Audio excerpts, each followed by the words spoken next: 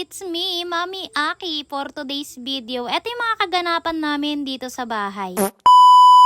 Mag-aalauna na nga nang nagising ako mga mi, saktong-sakto at tanghalian na din namin. Brunch na nga talaga ang inabutan ng Marinyo na yan, pero nagkape pa rin ako at hindi mawawala ang pagkakape ng babaeng ito. Alam niyo naman yan si ate girl, talagang mahilig yan sa kape. Kaya hindi mawala ang insomnia mo at madaling araw ka nang natutulog ay. At pagkatapos nga po pala namin kumain, nagpalit na nga din pala ako ng cover netong higaan nila Becky Lats. Tsaka syempre yung higaan din namin, papaltan ko na din yan ng cover at nandun pa yung bakas ng kahapon. Ala, ito pala nakalimutan pala to mga milagyan ni Becky Lats ng cover. Kaya ayan, nilagyan ko na nga at ako na ang gumawa. Bumaba na nga din pala ako mga mare at pagkatapos noon ay eto, pinasikaso ko na kay daddy, pinatanggal ko na yung cover dito na nakalagay. Tapos sabi ko ipapaltan ko na nga to. At baka makita nyo pa yung mga pinagbakasan namin. Hala, eto nga yung napili ko mga min na cover namin for today, yung velvet kong cover. Ang ganda kaya niya. At hinagis-hagis pa nga ng mister ko yung unan sa akin gaya ng paghagis niya sa akin kagabi. Ala, napakatakaw naman. Sabi ko nga sa kanya, tupiin mo na din itong kumot at baka ikaw ang matupi ko. Hala, kaya naman sinunod na nga ako ng first zone na yan kahit nakaboxer lang siya. At tutulog na nga ang first zone na yan dahil mga mima ko may pasok pa siya mamayang gabi. Pagkatapos ko nga maglinis dito mga mi, ayan, pumasok na ang mga batang makukulit. Kasama na din ang nanay kong makulit din.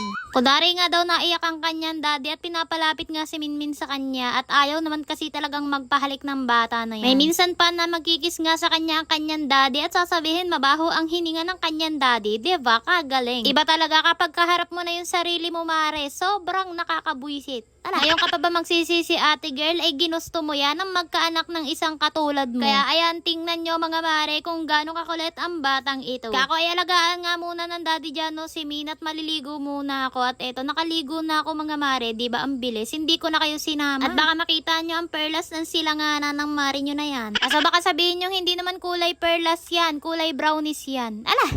1 week na din simula nga nagpalit ako mga mare ng shampoo at medyo tumutubo na din yung baby hair ko. Pati yung baby hair ng kilikili ko talagang tumutubo na. Ala, pero grabe yung Lumi shampoo and conditioner, talaga namang nakalesen talaga siya ng paglalagas ng buhok ko mare ko. Kaso nilalagay ko din siya sa kilikili ko mga mare, kaya ayan, pati yung kilikili ko tinutubuan na din ng buhok. Kala naman. Eto nga mga mi, ngayong araw hindi talaga umulan, sobrang saya ng mare nyo na yan. Kaya ayan, nakapagpatuyo na din kami ng mga basahan. Pagkaligo ko mga mi, papatulugin ko nga sana itong si Minmin. Ngayon ko lang siya napansin dito na may bangas pala yung bata. Ano ba naman yung magkapatid nag-away nga mga mare na itulak kaya ni kuya itong si Minmin, kaya ayan, may bangas yan siya. Kunwari pang naipit sa pintuan itong si Minmin kahit hindi naman mga mare at nilusot niya lang talaga yung kamay niya. Grabe namang iyak na yan. Sobrang arte manang mana sa nanay. Bata nga yung pinapatulog ko mga mare, pero bakit bakulaw ang nakatulog? Ala, iba nga daw ang mare nyo kapag siya ang nagpatulog, talagang tulog na tulog mga mihagok ang puwet. Anyways, kinagabihan nga mga mare, eto, naglinis na ako dito sa may kusina namin dahil sobrang makalat na naman sa paningin ko at hindi na talaga kaaya-aya. Kaya eto mga mi, nandito na naman tayo sa kusina para